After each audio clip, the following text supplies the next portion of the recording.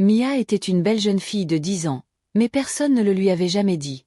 Personne ne la regardait et ne souriait. Personne ne lui disait jamais « Mia, tu es spéciale ». Au lieu de cela, tout ce qu'elle entendait, c'était des insultes, des ordres et des moqueries. Elle vivait dans une petite dépendance pour garçons derrière une grande maison en ville. Son lit était un mince matelas posé à même le sol. Le toit fuyait quand il pleuvait. Les fenêtres n'avaient pas de vitres, juste des cadres brisés. C'était son monde. Chaque matin avant le chant des oiseaux, Mia était déjà réveillée. Elle nouait un foulard sur sa tête, enfilait ses vieilles pantoufles marron et sortait un balai à la main. Elle balayait la cour, lavait les voitures, nettoyait les fenêtres, passait la serpillière sur les carreaux, puis se dépêchait de laver les vêtements des enfants de Monsieur John, Marie et David. Marie était impolie. David était pire. C'étaient les vrais enfants de Monsieur John. Monsieur John était le gardien de la maison, mais il contrôlait tout. Les propriétaires n'étaient pas là et c'était ainsi depuis des années. « Mia, pourquoi mes chaussettes sont-elles encore mouillées ?» cria Marie un matin en lui jetant les chaussettes au visage. Mia les ramassa doucement et s'inclina. « Pardon, Marie, je vais arranger ça. » Plus tard ce jour-là, David jeta son assiette par terre. « Vous appelez ça de la nourriture ? Vous voulez me tuer, idiote ?» Mia nettoya le désordre. Elle ne discutait pas. Elle avait appris à ne pas parler lorsqu'elle était insultée. Cela n'apportait que plus de coups. Ses vêtements étaient toujours déchirés. Elle portait les mêmes deux robes chaque semaine, une marron et une bleue, toutes deux trouées sous les bras. Elle n'avait pas de téléphone, pas de livre, pas d'amis et le plus douloureux de tout, pas de mère, pas de père, pas d'amour. Parfois la nuit, elle s'asseyait à l'arrière de la maison et regardait le ciel. Ses larmes coulaient silencieusement et elle se murmurait « Où es-tu, papa ? Tu m'as oublié. » Monsieur John lui disait toujours « Tu devrais me remercier. Ton père t'a déposé ici quand tu étais petite et il est parti voyager. Il n'est jamais revenu. Si ce n'était pas pour moi, tu serais morte. » Mais Mia ne comprenait pas pourquoi son père était parti et n'était jamais revenu. Elle n'avait aucun souvenir de lui, seulement une chose. Une vieille photographie qu'elle avait trouvée cachée à l'intérieur d'un livre dans la maison. Elle montrait une petite fille sur les genoux d'un homme souriant. Au dos de la photo, quelqu'un avait écrit « À ma précieuse Mia, je reviens bientôt. » Elle la gardait sous son matelas et chaque nuit, avant de dormir, elle la regardait et murmurait « S'il te plaît, reviens. » Les autres habitants de la maison n'ont jamais su qu'elle avait cette photo. Ils ne la voyaient que comme une sale fille qui sentait le savon, l'eau et la sueur. Même quand elle avait faim, personne ne lui offrait de nourriture. Elle buvait de l'eau et dormait. Et pourtant, au fond de son cœur, une petite lueur d'espoir subsistait qu'un jour quelque chose changerait. Elle ne savait pas que ce jour était déjà en route. Le soleil se levait lentement sur la cour. Des oiseaux volaient à travers le ciel bleu, mais Mia le remarquait à peine. Elle était déjà dehors, frottant la cour avec de l'eau et un balai. Ses doigts lui faisaient mal, son estomac gargouillait de faim, mais elle travaillait en silence. Marie sortit dans une courte robe jaune, tenant un téléphone et riant bruyamment. Elle regarda Mia avec dégoût. « Tu es toujours là ? Va laver les toilettes, chèvre. » Mia hocha la tête et s'inclina. Juste à ce moment-là, un coup de klaxon retentit bruyamment à la grille. Ce n'était pas un son qu'ils entendaient souvent. La cour était toujours silencieuse. Les visiteurs venaient rarement. La famille propriétaire de la maison avait voyagé il y a de nombreuses années et n'était jamais revenue. Monsieur John était aux commandes maintenant. Lui et ses enfants traitaient la maison comme la leur. « Ouvre la grille !» cria David de l'intérieur. « Tu es sourde !» Mia laissa tomber la serpillière et courut vers la grille. Elle essuya ses mains sur sa vieille jupe et ouvrit la grille métallique. Une voiture noire était garée dehors. Elle était grande, chère et polie comme du verre. Elle n'en avait jamais vu de pareille. Le chauffeur sortit et ouvrit la portière arrière. Un homme grand d'une quarantaine d'années descendit. Ses chaussures brillaient, sa chemise était blanche et propre, ses yeux étaient perçants mais gentils. Il regarda autour de lui lentement, puis il posa les yeux sur Mia. Leurs regards se croisèrent. Il se figea. Mia baissa rapidement la tête. « Bonjour, monsieur » murmura-t-elle, incertaine de qui il était. « Comment t'appelles-tu » demanda l'homme d'une voix tremblante. « Mia, monsieur » répondit-elle doucement. L'homme s'approcha. « Quel âge as-tu » ? « 10 ans, monsieur. » Il laissa tomber son sac et fixa son visage. Puis il chercha dans son portefeuille et en sortit une photographie. Elle était vieille, usée par des années de pliage. « Regarde, dit-il. » Mia leva les yeux et haleta. C'était la même photo qu'elle gardait sous son lit. Une petite fille assise sur les genoux d'un homme souriant. La même photo, le même homme. Les larmes remplirent ses yeux. « Vous êtes mon père ?» demanda-t-elle d'une voix tremblante. Il hocha la tête lentement, le visage pâle. « Oui, Mia, je suis ton père. Je suis parti pour un voyage d'affaires quand tu étais petite. Je devais revenir dans 2 semaines, mais j'ai été trahi. J'ai tout perdu. Je suis resté bloqué à l'étranger sans rien. Je viens juste de me remettre. » Mia ne pouvait pas parler. Ses lèvres tremblaient. Pendant des années, elle avait cru qu'il l'avait oubliée. Pendant des années, elle avait pleuré seule. Mais maintenant, il était là. Juste à ce moment-là, Monsieur John sortit de la maison. Il vit l'homme et s'arrêta. « Monsieur, vous êtes de retour. » L'homme se tourna brusquement. « John, qu'est-il arrivé à ma fille? Pourquoi est-elle habillée comme une domestique ?» Monsieur John bégaya. « Monsieur, ce n'est pas ce que ça a l'air. » Mais l'homme n'écoutait pas. Ses yeux étaient toujours fixés sur Mia et à cet instant, il vit tout, les blessures, la douleur, le silence. Il vit ce qu'il lui avait fait. Son cœur se brisa et sa colère commença à monter. La cour devint silencieuse. Même les oiseaux cessèrent de chanter. Monsieur John resta là comme un homme pris dans son propre piège, tandis que l'homme grand, le père de Mia, s'approchait de lui, le regard enflammé. « Tu m'avais dit que tu prendrais soin d'elle, » dit-il lentement, la voix tendue. « Tu as dit qu'elle resterait ici jusqu'à mon retour, qu'elle serait traitée comme la tienne. C'était notre accord. » Monsieur John lécha ses lèvres sèches. « Monsieur, les choses étaient difficiles. Vous êtes resté trop longtemps. Je ne savais pas si vous étiez encore en vie. Et alors, vous l'avez transformée en esclave, » hurla l'homme. « Vous et vos enfants l'avez fait laver, cuisiner, nettoyer, porter des haillons comme si elle n'était rien. » Mia recula, tenant toujours la grille. Ses mains tremblaient. Elle n'avait jamais vu personne prendre sa défense auparavant. Jamais. Marie sortit, mâchant du chewing-gum. « Qu'est-ce qui se passe ici ?» demanda-t-elle agacée. Mais quand elle vit l'homme face à face avec son père, ses yeux s'écarquillèrent. « C'est qui ?» David apparut ensuite, téléphone à la main, encore dans son emballage. « Qui crie ?» L'homme se tourna vers eux. « Vous deux, vous avez fait laver vos sous-vêtements à ma fille. Vous l'avez insultée. Vous l'avez regardée mourir de faim pendant que vous mangiez. » Marie ricana. « Attendez, c'est votre fille. » « Oui, et tout dans cette maison, ce manoir m'appartient. » David laissa tomber son téléphone. « Quoi ?» Le père de Mia se tourna de nouveau vers Monsieur John. « Faites vos affaires, vous tous. Vous avez 1 heure. » Monsieur John tomba à genoux. « S'il vous plaît, monsieur, ne faites pas ça. Elle ment. Elle ne nous a jamais dit qui elle était. C'était une enfant. » Il rugit. « Vous saviez qui elle était. Vous saviez, et vous avez quand même choisi la méchanceté. Je l'ai nourrie. Je lui ai donné un abri. Non, vous lui avez donné de la douleur.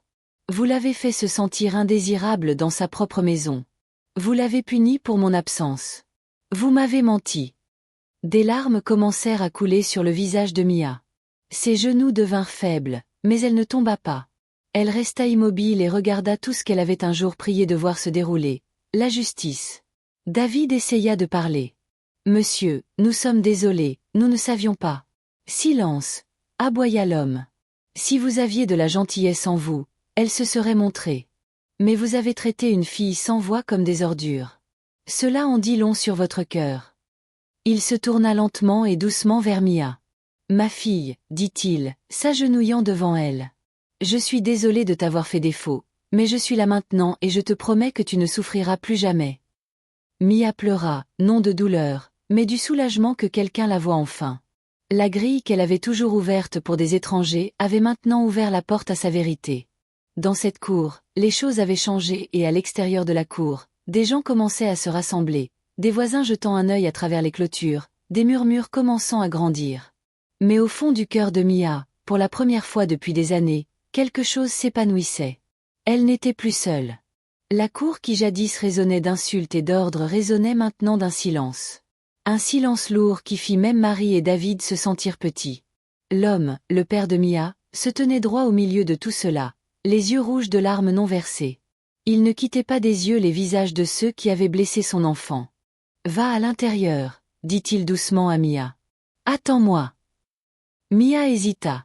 Pendant des années, elle avait craint Marie, David et Monsieur John. Elle s'était habituée à se cacher, à s'excuser et à s'incliner.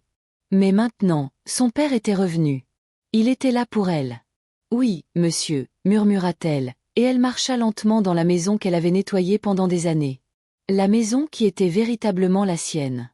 Monsieur John se releva de ses genoux et la suivit des yeux. « Monsieur, je vous en supplie, » dit-il en se tournant de nouveau vers le père de Mia. « S'il vous plaît, ne nous jetez pas dehors. Nous n'avons nulle part où aller. Nous ne voulions pas faire de mal. » Le père de Mia secoua la tête. « Vous avez eu des années. Vous avez eu la chance de montrer de la miséricorde, mais vous avez choisi l'orgueil. Vous avez choisi la méchanceté. » David s'avança, le visage pâle. « Oncle, s'il vous plaît. »« Je ne suis pas votre oncle, » coupa-t-il sèchement. « Et cette maison n'est pas votre terrain de jeu. Vous avez vécu ici comme des rois pendant que ma fille vivait comme une mendiante. » Marie croisa les bras. « Mais comment étions-nous censés savoir ? Elle ressemblait à une bonne, rien. » Ces mots restèrent en suspens dans l'air comme du poison. Le père de Mia la fixa. « Vous venez de dire la vérité. Vous l'avez jugée par ses vêtements, par son silence. Mais ce que vous ne saviez pas, c'est que la royauté marche souvent en haillons. » Il montra la grille. « Vous avez 30 minutes. Faites vos affaires. » Monsieur John tenta une dernière fois. « S'il vous plaît, donnez-nous juste une nuit de plus. Vous avez eu des ans. » Ce fut la fin de la conversation. Mia s'assit dans le salon. Pour la première fois depuis des années, elle s'assit sur le coussin, pas sur le sol. Elle toucha lentement l'accoudoir, les yeux encore humides. L'odeur de la maison était différente maintenant. Pendant des années, elle avait senti la tristesse, mais maintenant elle sentait la justice. Elle entendit des pas.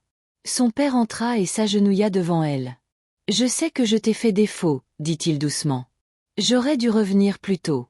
J'aurais dû te protéger, mais je n'ai jamais cessé de chercher. Je n'ai jamais cessé de prier. » Mia le regarda. « Vous ne m'avez pas oublié. »« Jamais, » répondit-il. Elle fondit en larmes de nouveau et enfouit son visage dans sa poitrine. Il la serra fort comme s'il avait peur de la perdre de nouveau. Dehors, on entendait le bruit des sacs traînés sur le sol. Monsieur John, Marie et David s'en allaient. La même grille que Mia avait ouverte pour des étrangers s'ouvrait maintenant pour que les méchants partent. Les voisins se rassemblaient près de la clôture, chuchotant, pointant du doigt.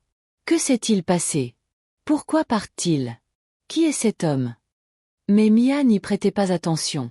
Pour la première fois de sa vie, elle avait sa place et ceux qui se moquaient de ses vêtements sales entendraient désormais son nom avec honneur. La grille claqua derrière Monsieur John et ses enfants. Leurs sacs étaient attachés dans de vieux emballages, reposant à leurs pieds alors qu'ils attendaient un taxi sous le soleil brûlant. Personne de la propriété ne leur offrit d'eau. Personne ne dit au revoir. Les voisins restèrent silencieux, observant. Certains étaient choqués, d'autres chuchotaient entre eux. Je pensais que la fille n'était qu'une domestique. C'est la fille du vrai propriétaire. Ah. Alors c'est pour ça qu'il est revenu comme ça. À l'intérieur du manoir, Mia était assise sur le canapé du salon comme une visiteuse dans sa propre maison. Ses mains reposaient sur ses genoux, incertaine de ce qu'il fallait faire. Pendant des années, cette maison avait été une prison pour elle. Maintenant, elle lui semblait trop grande, trop propre, trop étrange.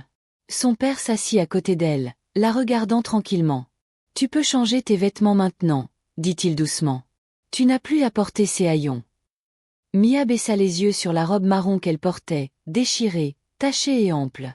La seule robe qu'elle possédait. « Je n'ai rien d'autre, » dit-elle d'une voix douce. Il se leva et tendit la main vers son sac. Il en sortit un petit paquet. Il le lui tendit à deux mains. « J'ai acheté ça pour toi avant de venir. Je ne savais pas si ça t'irait, mais j'espérais. » Mia ouvrit lentement. À l'intérieur se trouvait une douce robe bleue, propre, neuve, magnifique. Ses yeux s'écarquillèrent.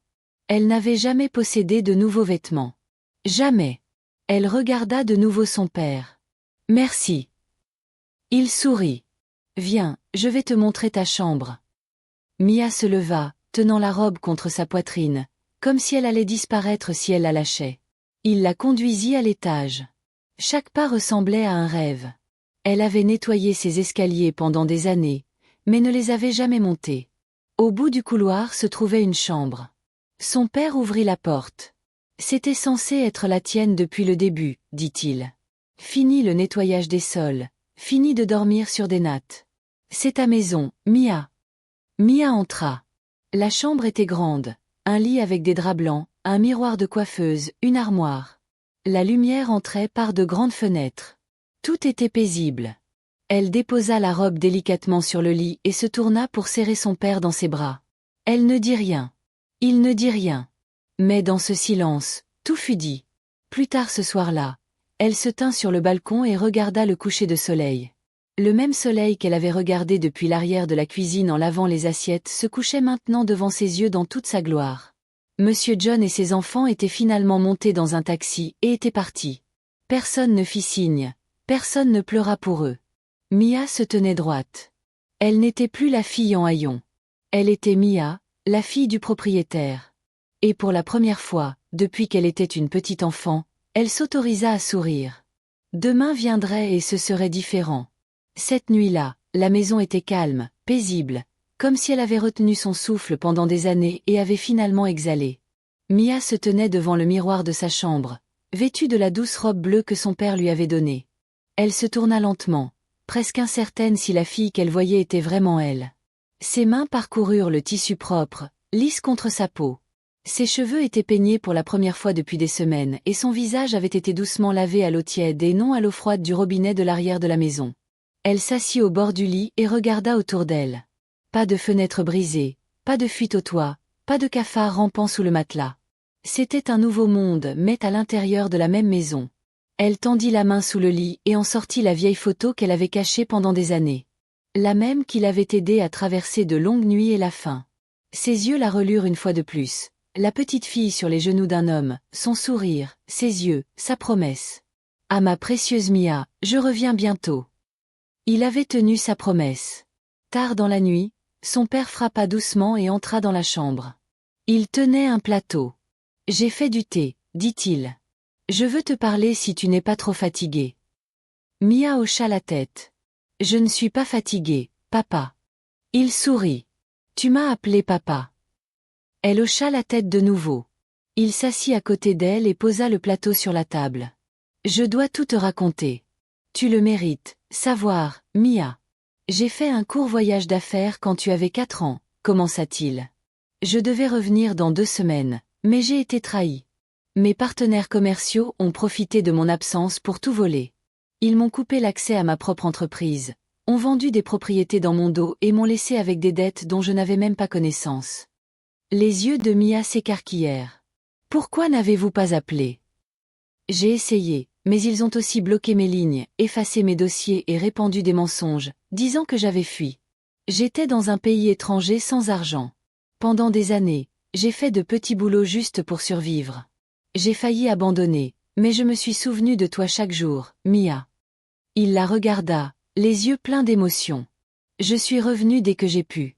Je pensais te trouver en sécurité, heureuse, peut-être à l'école, mais je t'ai trouvée en haillons, ouvrant la grille pour moi comme une étrangère.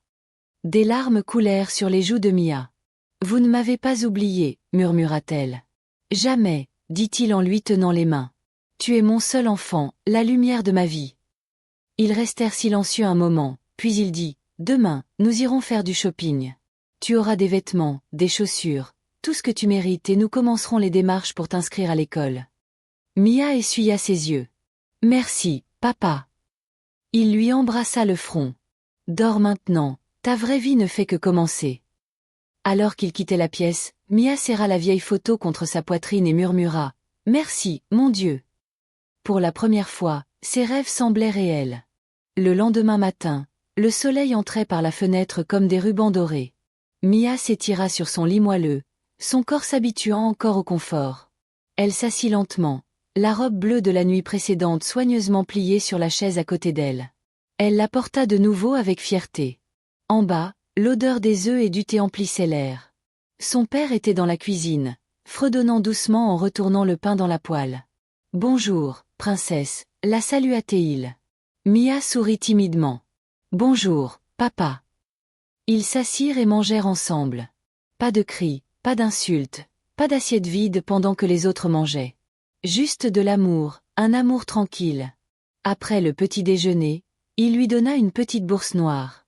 À l'intérieur, il y avait de l'argent. « Nous allons au marché, » dit-il avec un sourire. « Tu choisiras tes vêtements toi-même. » Les mains de Mia tremblèrent. « Je n'ai jamais fait de shopping avant, pas pour moi. » Il lui tint doucement la main. « Aujourd'hui, ça change. » Ils prirent un taxi pour le marché de la ville. C'était bruyant, bondé et coloré. Des étals bordaient les rues avec des vêtements, des chaussures, des parfums, des livres et des emballages brillants. Des femmes criaient les prix, des enfants couraient avec des bonbons, des colporteurs vendaient de l'eau à voix haute. Au début, Mia tenait fermement le bras de son père. Tout semblait trop grand, mais à mesure qu'il marchait, ses pas devinrent plus assurés. Il l'emmena dans une boutique. La vendeuse, une jeune femme, regarda les pantoufles déchirées de Mia et marqua une pause. Mais avant qu'elle ne puisse parler, son père dit « S'il vous plaît, ma fille a besoin de tout.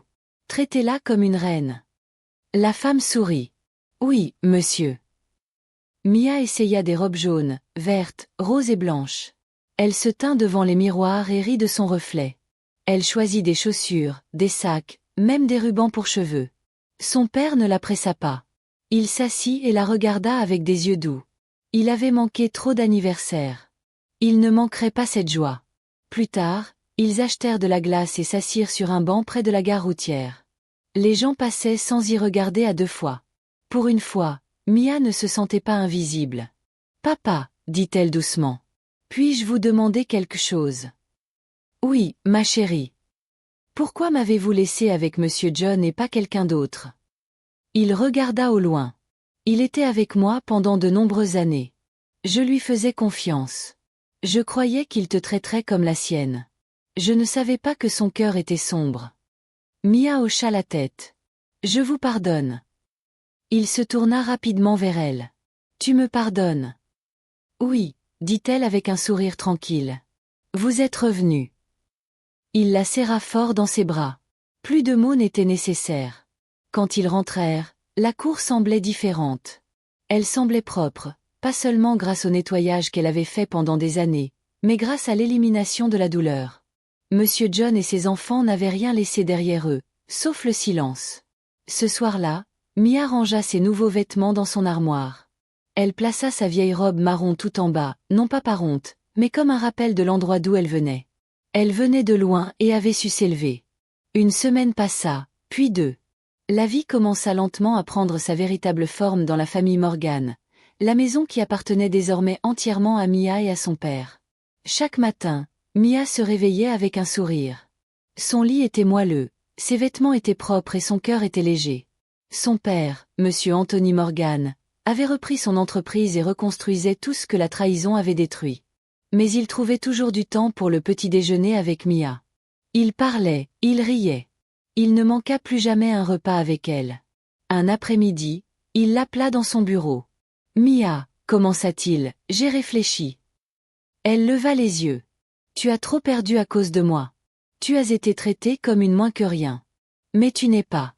Tu es ma fille, la seule héritière de tout ce que je possède et maintenant le monde doit le savoir. » Le cœur de Mia fit un bond. Il sortit une lettre et la lui tendit.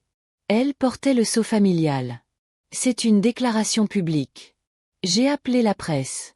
Ils viendront demain et je leur dirai qui tu es. »« Mais pourquoi ?» demanda-t-elle doucement. « Parce que ton nom mérite d'être honoré, » dit-il. « Fini de se cacher, fini le silence. Il est temps qu'il voie la fille qui a survécu au feu et qui marche toujours avec grâce. » Le lendemain, des reporters remplissaient la cour. Les caméras clignotaient. Les microphones étaient tendus. Mia portait une robe blanche avec de la dentelle douce au cou. Ses cheveux étaient soigneusement attachés. Elle se tenait aux côtés de son père avec une fierté calme. Il s'avança et parla dans le micro. « Voici ma fille, Mia Morgan. Elle a été laissée sous la garde d'un membre du personnel de confiance pendant que j'étais en voyage d'affaires il y a de nombreuses années. Pendant cette période, elle a été maltraitée, cachée et privée de ses droits. Mais elle a enduré, elle a pardonné et aujourd'hui, je l'honorais non seulement comme mon enfant, mais comme une femme de force. La foule applaudit. Les larmes remplirent les yeux de Mia, mais elle se tint droite. Des reporters posèrent des questions, des photos furent prises et pour la première fois, elle entendit son nom prononcé avec respect. Après le départ de tout le monde, elle s'assit avec son père dans le jardin. « Je ne sais pas encore comment vivre cette nouvelle vie », confessa-t-elle. « Tu n'as pas besoin de tout savoir d'un coup, dit-il doucement. Vis juste un jour à la fois. Tu as déjà ce que la plupart des gens ne trouvent jamais. »« Qu'est-ce que c'est ?» demanda-t-elle. Il sourit. « Une seconde chance. » Elle posa sa tête sur son épaule et ferma les yeux. Dans le village lointain, Marie et David vivaient avec leur père dans une petite maison en terre. Les gens là-bas savaient ce qui s'était passé. Ils les montraient du doigt et chuchotaient. Ils marchaient la tête baissée. Mais Mia ne cherchait pas à se venger. Elle n'en avait pas besoin. Leur honte était leur punition. Sa paix était sa récompense. Elle n'était plus la fille qui ouvrait la grille. Elle était la fille qui possédait la clé.